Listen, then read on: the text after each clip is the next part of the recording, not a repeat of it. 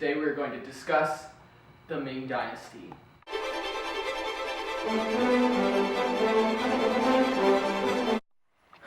Emperor Hongwu began life as a humble orphan child. His parents were poor and could not support him, leaving him deprived of nourishments in the streets. He waddled along his way to find himself in a Buddhist monastery. Here he learned many new things. They accepted him and allowed him to eat, drink, and nourish himself back to health. From here he enlisted in the military, where he discovered his acute military talents, many of which he used to expand the nation of China. He took over the leadership of this country as a military commander when the Yuan dynasty fell. From here, he tried to exterminate any Mongol influence from the borders of the Ming China, and he kick-started the establishment of a great political power, the Ming Dynasty. Hongwu ruled from 1403 to 1424, and in that time period he established a highly centralized state and made a large use of mandarins and eunuchs. Mandarins were largely trusted to oversee the implementation of government policies throughout the Chinese realm. They moved throughout the land and were trusted thoroughly. Eunuchs were trusted more wholly than mandarins were to advise the emperor because they couldn't have children and overthrow Hongwu himself. From this point forward, the mandarins and eunuchs were used in Chinese government dependently.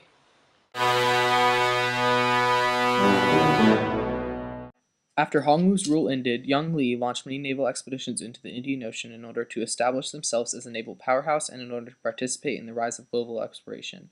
Yang Li also moved the capital of China to Beijing to foresee any northern invasions from the Manchus, or wait for it, The Mongols.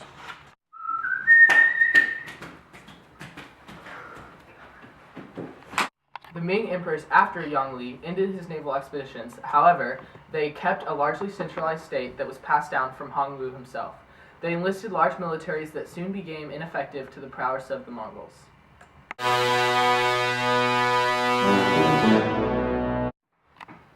They also ensured the protection of China by building the Great Wall, found just north of Beijing. The Great Wall was a barrier for telling military protection and holding away the military powers from the north.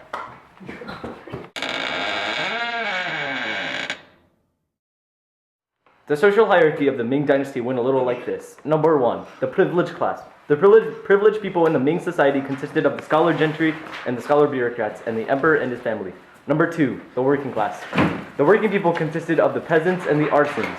Number 3, the merchants and the merchants were not legally protected by the government, but they shared profits with investors to make money.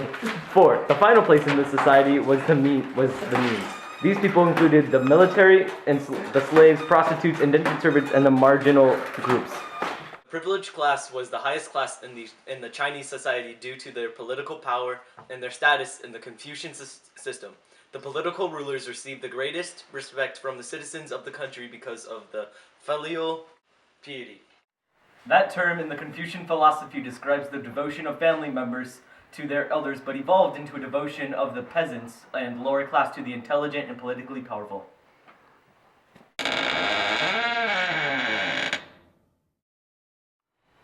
The scholar gentry were easily noticeable because of their clothing. They wore black gowns with blue borders.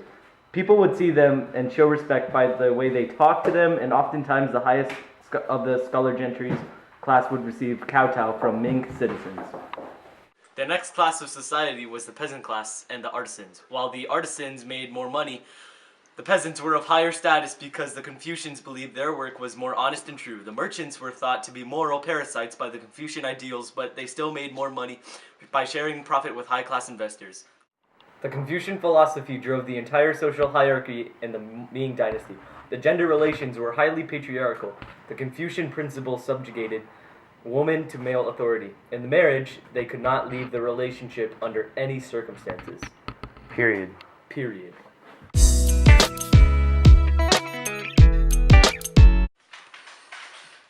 is it time for the open letter now? Let's check in the secret compartment first. Hey, look, it's a piece of rope. An open letter to parents. Dear Mom and Dad, they say a mother's love and a father's love is the strongest love of all. But if that's the case, why would you take rope like that and make your daughter's feet look like a fruit roll-up? This practice known as foot binding stunted the growth of women's feet. Small disfigured feet was considered a desirable trait in women because it showed that a man could support two people instead of one. This could result in a girl marrying into a higher social class, thus having a better life. So maybe mother does know best. And though we frown on this practice in modern society, we'd be hypocrites to say that we don't do it in modern days. I have 2 words for you. Boob jobs. Altering your bodies. Sincerely, Johanna Recordius. After the bubonic plague that was spread by the profuse trade of the continent, Hongwu took great government control over the economy and centralized its every aspect. The early Ming emperors also conscripted labor to rebuild irrigation and agricultural systems.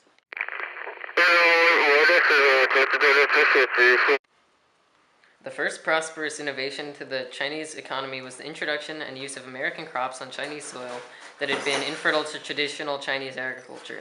The American crops' increased food supply led to a more nutritious diet and increased population significantly.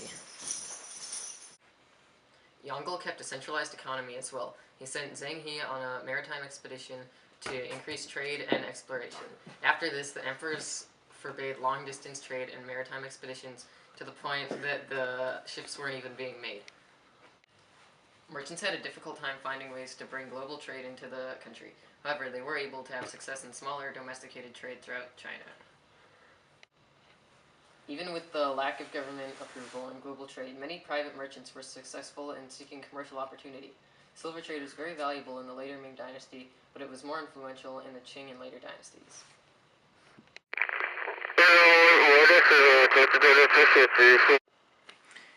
The manufactured products exported through trade were mainly porcelain, lacquerware, and fine silk or cotton textile products. The early Ming emperors also conscripted labor to rebuild the irrigation and agriculture systems.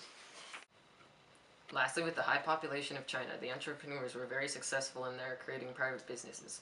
They used this high population to conscript labor and thought large labor forces were more valuable than innovative technology. This attitude caused China to fall back on military, economic, and agricultural technology.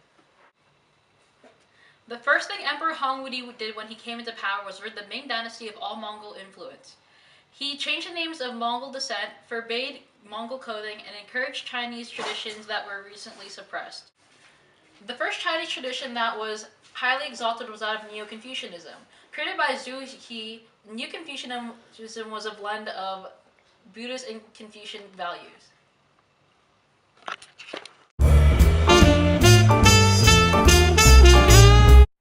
This implementation of Neo-Confucianism was expressed by the education system. The scholar gentry taught that Confucian values to the familial clans in the Ming society. Along this, the education for young children was Confucian-based. The government received scholars through advisement and administration through the civil service examination, which ensured intelligence and reliability of the incoming bureaucratic people. The civil service exams were Confucian-based and allowed for severe social mobility in the society. The government also banned many popular novels that had little merit in education. They accepted many encyclopedias like the Yongle Encyclopedia. Many novels still became famous, like The Dream of the Red Chamber, The Romance of the Three Kingdoms, and Journey to the West.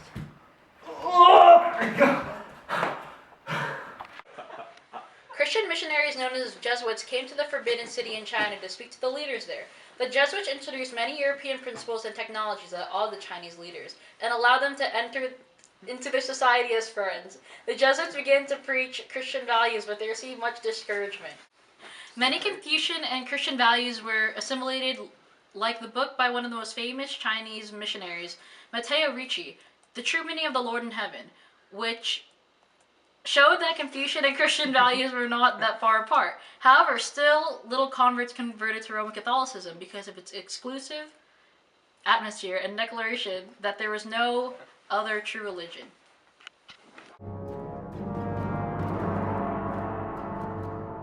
Go. The Ming began to see collapse when the Chinese pirates began to attack the Ming borders. While the Ming thought that they were Japanese, it turned out that the majority of the pirates that attacked were Chinese. The pirates and smugglers attacked the Ming dynasty for upwards of 40 years, and the Ming navy and coastal defenses were pointless. Mr. Green, didn't the Ming people use concubines and prostitutes in government administration? No. Why is the me from the past so incompetent? The Ming government had many prostitutes, but they weren't used in the administration. However, the leaders of the Ming dynasty hoarded their wealth and miserly spent it among many concubines and foods to please themselves. Instead of participating in administration and leading the government, the selfish rulers left the work for royal eunuchs who enjoyed the rise for power. For example, Emperor Wan Li refused to meet with the government officials and instead indulged his love for wine. The Final blows to the dynasty were a famine and invasion of the Manchus. The famine brought about a loss of economic power and brought about peasant revolts against the lazy government.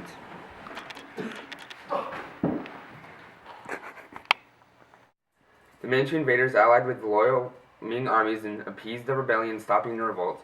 The Manchu then took over the control of the falling Ming government and then began the creation of the Qing dynasty.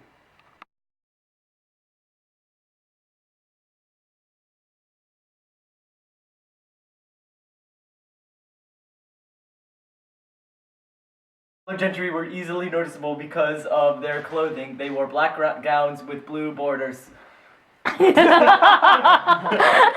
been That recording. term in the Confucian philosophy. Merchants were thought to be more moral, parasites, but I will confuse. Okay. Confucian You philosophy. went too early! That were recently suppressed.